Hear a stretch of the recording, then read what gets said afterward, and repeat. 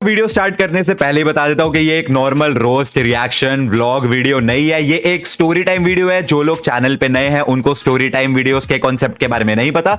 Basically मैं अपने बचपन के दिनों की, स्कूल कॉलेज के दिनों की कोई स्टोरी सुनाता हूं। एंड आज हम एक ऐसी स्टोरी सुनने वाले हैं मेरे कॉलेज के सेकंड ईयर की, जो मैं आज तक बताने से कतराता था, और क्यों वो तुम्हें अभी पता चल जाएगा। देखो, इंजीनियरिंग कॉलेज में जब तुम फर्स्ट ईयर से सेकंड ईयर में आते हो ना, तो यार एकदम ही ऐसा अलग दुनिया खुल जाती है। क्योंकि फर्स्ट ईयर तक तो तुम वही फिजिक्स, केमिस्ट्री, मैथ्स ही पढ़ रहे हो जो तुमने 11th 12th में ऑलरेडी पढ़ रखी है। लेकिन अब सेकंड ईयर में तुम्हारी फील्ड के स्पेशलाइज्ड कोर्सेज वगैरह शुरू हो जाते हैं, एंड अब शुरू होती है असली इंजीनियरिंग। तो सेकंड ईयर में ऐसा ही मैंने एक कोर्स लिया, एम्बेडेड लॉजिक डिजाइन नाम का, ELD। एंड बिलीव मी, वो मेरी 4 साल की इंजीनियरिंग का हार्डेस्ट कोर्स था। ये काफी डिफिकल्ट कोर्स है। इंजीनियरिंग छोड़ो, वो मेरी लाइफ का, स्कूल टाइम का, कॉलेज टाइम का, हाँ इससे ज्यादा तो मैंने पढ़ाई करी नहीं। And on top of that वो कोर्स पढ़ाते भी एक जर्मन टीचर थे। No offence to any German teachers, लेकिन ये वाले सर, जिनको हम इस वीडियो के लिए बोलेंगे चिमगादड़ भाई चिमगादड़ व्हाटएवर, उनको ना इंग्लिश भी नहीं बहुत अच्छे से, हिंदी तो आती नहीं थी, इंग्लिश भी बहुत कोई अच्छे से नहीं बोलते थे। वो ऐसे या माइक्रो कंट्रोल या ओके यस यस, तो लाइक लेक्चर्स में कुछ समझ ही नहीं आता था। एटलीस्ट मुझे तो नहीं आता था, भाग्यों का पता नहीं। तो पहले ही दिन पे हमें पता चला कि इस कोर्स में कोई एग्जाम नहीं होने वाला, सिर्फ असाइनमेंट्स होंगे वीकली, जिनके सारे के सारे मार्क्स है।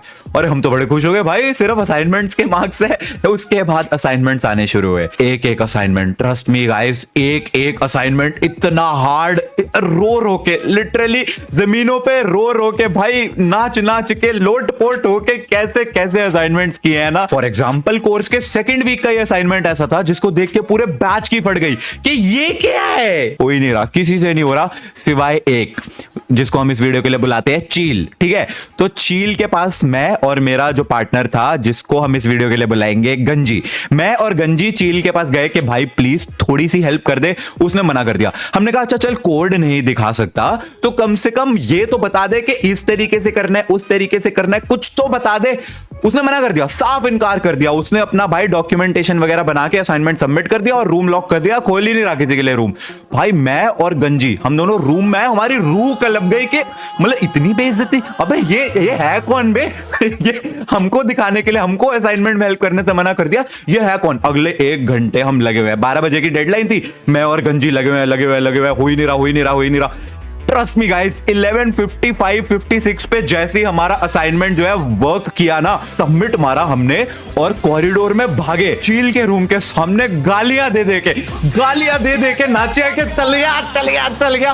गंजी बनियान निकाल के, गंजी निकाल के नाचा भाई। नेक्स्ट लेवल सीन था ना उस दिन। अच्छा, मेरा और गंजी का रूम जो था ना, वो हॉस्टल के एकदम कॉर्नर में था, एंड हॉस्टल से लग के थे अपार्टमेंट्स, जहां पे कोई एक स्पेसिफिक बेवकूफ पूरे दिन गाने बजाता रहता था। उसको पता नहीं क्या मजा आता था, डीजे राजू, डीजे बॉबी, और नहीं हो भाई, ऐसे गाने बजाता था पूरे दिन। हमारा वीक नंबर 3 या 4 का असाइनमेंट था। सुबह से लेके शाम तक भाई मैं और गंजी बैठे हुए हैं, कोड करने की कोशिश कर रहे हैं, चल नहीं रहा, और इधर इस बुद्धिजीवी के गाने बजे जा रहे हैं, हट जाता पाछेड़े। एक तो असाइनमेंट नहीं चल रहा, उसकी फ्रस्ट्रेशन, ऊपर से इनके गाने कानों में चुभी जा रहे हैं, उसकी अलग फ्रस्ट्रेशन। तो हमारा जो फ्लोर था वो टॉप फ्लोर पे था, तो मैंने ऐसे रेलिंग से नीचे को देखा, कुछ लोग नाच रहे थे, पार्टी वार्टी चल रही थी उनकी। आई वाज लाइक ओके, मैं रूम में चला गया। अब शाम से लेके रात हो गई, हमारा असाइनमेंट नहीं चल रहा, इनके गाने नहीं बंद हो रहे। मैंने फिर से जाके देखा, खाली डीजे बजी जा रहा है। अब तो भाई कोई नाच भी नहीं रहा है, कोई नहीं था आसपास, कोई बंदा ही नहीं खड़ा हुआ था, बस डीजे बजी जा रहा है। मैं रूम में आया, मैंने गंजी को बोला, मैंने कहा भाई कोई भी नहीं है वहां पे, खाली डीजे बजी जा रहा है बिना बात के। गंजी के पता नहीं क्या सनक चढ़ी, उसने बेड के नीचे से अपनी बाल्टी निकाली, बाथरूम में गया, उसमें पानी भरा, रेलिंग पे चढ़ाई और पूरी की पूरी बाल्टी उनके डीजे सिस्टम पे पलट दी। I was like, wait, what? ये क्या किया हमें? तूने पानी फेंक दिया उनके डीजे सिस्टम पे, मेरी आंखों के सामने फूंक दिया तूने। करा भाई पूरे दिन गाने बजाते रहते हैं, परेशान कर दिया, एक तो असाइनमेंट नहीं होते हैं, ये वो है। उसने कहा हाँ बहुत बढ़िया भाई, बहुत बढ़िया किया। उसके बाद डिनर करने के लिए नीचे गए हम, तो वहां पे देखा 4-5 लोग डीजे सिस्टम को घेर के खड़े हुए हैं। ये क्या हुआ है, ये चल क्यों नहीं रहा है, ये पानी कहाँ से आया है, ये किसने किया है, कौन है बे? लाइक अबे शिट यार, ओ गॉड, मेरी आंखों के सामने फूका उसने भाई। लेकिन सबसे दुख भरी बात पता क्या थी, इतने मुश्किल असाइनमेंट्स करने के बाद भी मार्क्स नहीं मिलते थे। पता क्यों? क्योंकि चमगादड़ सर बिग ब्रेन, वो कहते थे तुमने असाइनमेंट खुद करा है या कहीं से टेपा है या कहीं से क्या करा है, मेरे को कोई फर्क नहीं पड़ता। असाइनमेंट सबमिट करने के नेक्स्ट डे तुम्हारा क्लास में एक टेस्ट होगा, उस टेस्ट में जितने भी मार्क्स आएंगे वो परसेंटेज मल्टीप्लाइड बाय तुम्हारे असाइनमेंट के मार्क्स, तुम्हारा फाइनल स्कोर होगा। तो अगर तुमने असाइनमेंट खुद से करा है तो तुम्हें थ्योरी तो आती होगी ना, तो तुम्हारे टेस्ट में भी अच्छे मार्क्स आएंगे, तो अल्टीमेटली असाइनमेंट में भी अच्छे मार्क्स लगेंगे। लेकिन ट्रेजेडी ये थी कि भाई बचपन से अपुन है एकदम प्रैक्टिकल बंदा, अपने को सिर्फ ना काम खत्म करना आता है, मुझे डिटेल्स में ज्यादा जाने का इंटरेस्ट कभी था ही नहीं। तो मेरी थ्योरी इतनी अच्छी नहीं होती थी, मैं सिर्फ कोड करता था और कैसे न कैसे असाइनमेंट को चलाता था। और वहीं पे मेरा पार्टनर गंजी, वो पूरे दिन बैठा भाई थ्योरी रटता रहता था, अच्छा ये चीज ऐसे करनी है, ये ऐसे करनी है। कोड मैं कर रहा हूं, वो सिर्फ रट रहा है। और अगले दिन टेस्ट में किसके ज्यादा मार्क्स आ रहे हैं, गंजी के। तो असाइनमेंट में किसके ज्यादा मार्क्स लगे, गंजी के।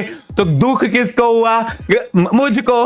तो मेरे को भाई पहली बार ऐसा हुआ तो थोड़ा सा लगा यार कि सारी मेहनत मेरी, मैंने कोड करा, ये तो सिर्फ रट रहा था रात भर बैठ के कि कैसे चीजें चलनी है, देख रहा है, फिगर आउट कर रहा है, ओए निश्चय ऐसे कर ले, ये कर ले, पर कर तो मैं ही रहा था ना असली काम। बट ठीक है कोई नहीं। दूसरी बार हुआ, फिर भी मैंने कहा चलो कोई नहीं, हो जाता है हो जाता है। 3 बार 4 बार जब हो गया ना भाई, थोड़ी सी जलने लगी मेरी कि यार चलो बराबर मेहनत भी अगर दोनों ने करी असाइनमेंट चलाने में तो बराबर मार्क्स लगने चाहिए ना दोनों के। जस्ट बिकॉज ये ज्यादा अच्छे से रट पाता है थ्योरी में, इसके टेस्ट में अच्छे मार्क्स आ जाते हैं, तो इसको असाइनमेंट में ज्यादा मार्क्स मिल रहे हैं, बराबर मिलने चाहिए ना। मेरी भी मेहनत उतनी है, ज्यादा है बल्कि। आधा सेमेस्टर खत्म हुआ एंड फिर आया mid semester feedback form. Trust me guys, मैंने अपनी सारी फ्रस्ट्रेशन निकाल दी उस फीडबैक फॉर्म में। ये प्रोफेसर को पढ़ाना ही नहीं आता है, इनकी आधी बातें मुझे समझ ही नहीं आती है, सारी मेहनत मैं करता हूँ, मार्क्स मेरे पार्टनर कह रहे हैं, मुझे बोले रहे, ये थ्योरी बोलता है कि तुम्हारे टेस्ट नहीं होंगे, सेमेस्टर एग्जाम नहीं होंगे, फिर भी टेस्ट लेता रहता है, प्रैक्टिकल लेना, प्रैक्टिकल करता है तो थ्योरी क्यों डाल रहे हैं, थ्योरी है तो प्रैक्टिकल। कहना क्या चाहते हो? मेरे को था भाई कौन ही पढ़ेगा भाई फीडबैक फॉर्म, मेरे मन में जो आया मैंने लिख दिया। अगले दिन सर क्लास में आए, कह रहे मैंने पढ़े तुम्हारे फीडबैक फॉर्म्स। मेरी फट गई। आई वाज लाइक नहीं, मेरे तो जो मन में आया था मैंने लिख दिया था, ये कह रहा है मैंने फीडबैक पढ़े हैं तुम्हारे। बट एक तसल्ली थी मेरे मन में कि फीडबैक्स तो एनोनिमस होते हैं, तो एटलीस्ट कुछ भी हो सर को मेरा नाम थोड़ी ना पता होगा। तो सर कहते हैं बाकी फीडबैक्स तो अलग। एक फीडबैक बड़ा इंटरेस्टिंग था, उसमें स्टूडेंट कहता है कि उसको मेरे पढ़ाने का तरीका नहीं अच्छा लगता, उसको समझ नहीं आता है मैं क्या बोलता हूँ। आई वाज लाइक ये सब तो मैंने लिखा है। और सर भी ना ऐसे तिरछी नजरों से मेरे को देख के हल्की हल्की सी स्माइल दे रहे थे, तो मुझे लग तो रहा था कि इनको पता है मैं यूं। बट आई वाज लाइक यार पढ़ाने का तरीका तो ठीक है, किसी को पसंद आता है किसी को नहीं आता है, इसमें क्या ही दिक्कत है। बट देन ही सेड कि एक उसको ये भी तकलीफ है कि उसके पार्टनर के उससे ज्यादा मार्क्स आ रहे हैं। मैंने कहा सर ये मत बताना कि ये किसने लिखा है, क्योंकि गंजी मेरा बेस्ट फ्रेंड है भाई, मेरा रूममेट है, उसी के साथ रहता हूं मैं, उसी के साथ असाइनमेंट करता हूं। मैंने तो कुछ भी लिख दिया था ना फीडबैक फॉर्म में, मैंने सोचा थोड़ी ना था कि सर आप सच में पढ़ लोगे, ऐसे क्लास में सबके सामने बताओगे। और आई स्वेयर वो जो ऑकवर्डनेस थी ना सर और मेरे बीच में कि सर प्लीज, मैं आंखों से सर को इशारे कर रहा हूँ, सर नहीं सर, आई नो आपको पता है बट सर नाम मत लेना सर। एंड पूरी क्लास का रिएक्शन है oh my God, oh no, छी छी छी, क्या ये पाप कर दिया, ऐसे कौन बोलता है यार, oh no no. And I am like अबे सालो मैं ही हूँ वो।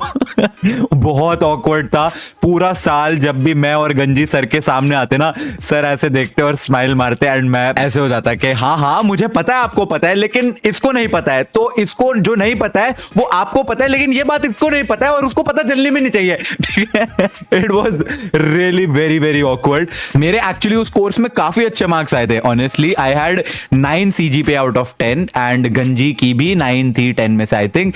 तो at the end it all worked out. But या ऐसे कमाल के कारनामे हुए थे मेरे साथ इंजीनियरिंग हॉस्टल में, and I am pretty sure बाकियों के साथ भी जो हॉस्टल में रहते हैं उन सबके साथ भी ऐसे होते होंगे। अगर कुछ हुआ है तो कमेंट्स में जरूर बताना। I hope you guys enjoyed this video. If you did make sure to like it. This probably is the last story time, क्योंकि आई डोंट थिंक मेरी दिमाग में और भी स्टोरीज है। इसके बाद से शायद जो भी स्टोरी टाइम वीडियोस आएंगी वो आप लोगों की स्टोरीज होंगी, जो मैंने आपको कम्युनिटी पोस्ट में बोला था शेयर करने को। तो मेरी पर्सनल स्टोरी जो है ये शायद लास्ट होगी, शायद मे बी, अगर मेरे को आगे कुछ याद आ जाए तो आगे देखेंगे। I will see you guys in the next video. Video को लाइक करना। Thanks for watching.